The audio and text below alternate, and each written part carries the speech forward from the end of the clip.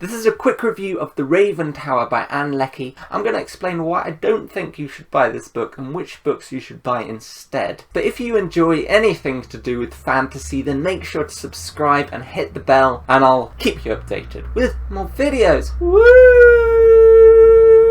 I believe every good story has to have 5 elements in order for the story basically to be good. These 5 elements are the characters, the plot, the writing style, the magic system, and the world building. But in this book it falls short in basically all of these areas. Basically this world is scattered with lots of different gods. Some are more powerful than others. They all inhabit physical objects or animals. The main god is called the strength and patience of the hill. He inhabits a large boulder. Basically half of the book is him theorizing about the gods' different powers, why some gods are stronger than others, what would happen if this happened and this happened, and that's why the magic system is so vague and so uninteresting, because there isn't really specific rules. People can sacrifice things to the gods which makes them stronger, and the gods can speak to people but only in certain ways, and it's just very vague, and that is why it's not very interesting and it's very hard for people to follow. It feels like there aren't any laws that govern this magic system or god system. The second timeline is narrated by the strength and patience of the hill. He is following another character called Iolo, who's kind of the main character. Because it's set in the second person, you can't really know the character's thoughts and motives, because everything is you did this, you did that, you did this, you perhaps thought this, you perhaps thought that, and you don't really know what the character is thinking or what their motives are, and so it's very hard to really care about the character. Iolo has a lord called Mawat, who is basically a man-child because he has such a short temper and he's very arrogant and very angry, to the point where it's just annoying. It's not very interesting. In terms of the writing style, I think it's okay. There are some good metaphors, but the characters, the magic system, the plot, the world building aren't very interesting or satisfying. The most interesting part of the world is probably the Raven Tower, which is a big yellow tower, and in the tower sits a raven egg which is inhabited by the raven god. There is a raven's lease who takes care of the egg, but when the egg dies, the raven's lease has to commit suicide as a sacrifice to the god. The raven's lease is apparently an honor, but I don't really see why anyone would want to be the raven's lease if you just have to commit suicide when the egg dies. Sorry if this is a bit negative, but I didn't want to lie and say that I enjoyed this book when I didn't. But here are some books that I really do recommend because they execute all of these 5 elements flawlessly. The Name of the Wind, The Dark Tower, Mistborn, and also The First Law. They're just pure entertainment and you actually care about the characters. If this video was helpful in any way, then give it a like, and I'll see you in the next video. Goodbye.